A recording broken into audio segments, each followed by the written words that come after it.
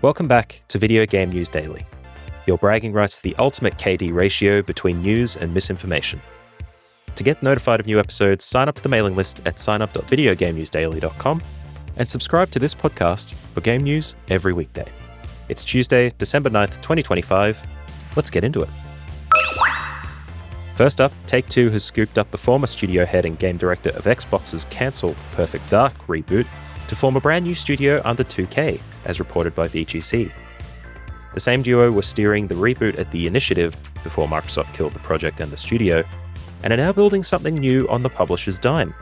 No name, no location, no game, just two high-profile hires and a lot of fans quietly hoping for a spiritual successor to the spy shooter that Microsoft just buried. Remember that promised restored content DLC for KOTOR 2 on Switch? Court documents show Disney's lawyers blocked it from ever releasing because Aspyr, A-S-P-Y-R that is, couldn't properly credit every modder who worked on the original fan-made restoration, and that was apparently too risky for legal to sign off on. So the DLC never had a real shot, the class action lawsuit kept rolling, and once again modders did the work while corporate law decided where the line actually sits. Over in AI continues to be a tire fire, a Postal developer says it's shutting down after its publisher cancelled the project over generative AI concerns. Fans accused the team of using AI in ways that broke trust. The publisher initially called critics ignorant, then later said it found enough evidence to terminate the deal. The result is a studio closure that feels like a warning. If you're going to lean on AI, expect every pixel and every sentence to be put under the microscope. VGC also spoke with Jörg Newman, head of Microsoft Flight Simulator, who says bringing the game to PS5 was his idea, and that Xbox initially told him no. Eventually they caved, the game launched on PlayStation, and he believes that helped kick off the wider wave of Xbox titles migrating to PS5. So if you're wondering how we ended up in the timeline where Sea of Thieves and Hi-Fi Rush live on a Sony box, apparently it started with one guy who really wanted more people to fly virtual planes. On the design side, Dragon Quest creator Yuji Horii is publicly musing about adding an AI chatbot partner to a future game. He imagines a setup where you chat with an AI character while solving mysteries, making the experience more conversational and reactive. It's either the future of JRPG storytelling or the world's most talkative Navi, depending on how tastefully the AI part is handled and how tired you are of AI solves everything pitches. Hideo Kojima's been chatting again, this time saying OD is something entirely unique that pushes past standard game boundaries, while Physint is a more traditional stealth action experience where he jokes he could do the sneaking systems in his sleep.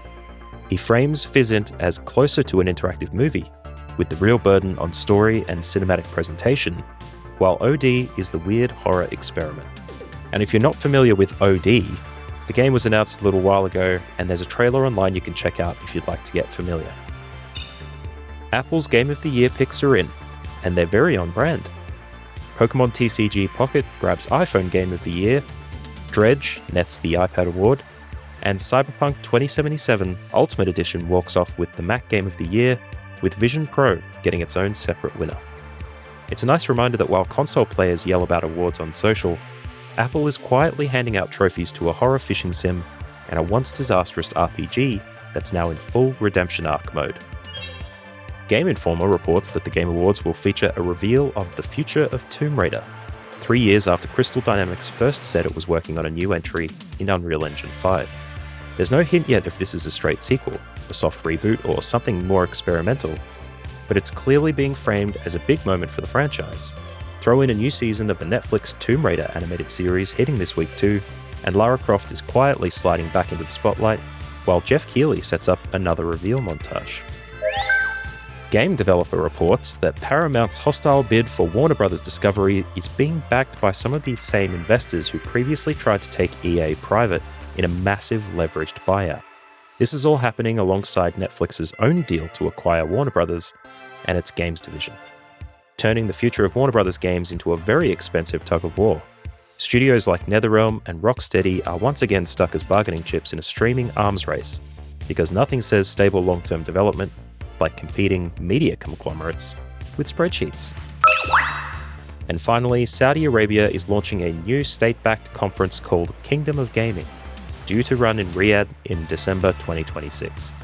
It's part of the country's wider strategy by a Savvy Games Group and the Public Investment Fund to become a global hub for game development and esports.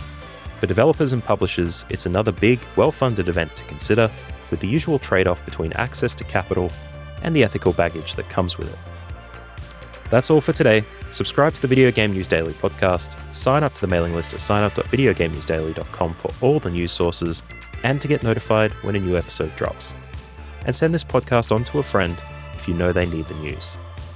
Thanks for listening, and see you next time.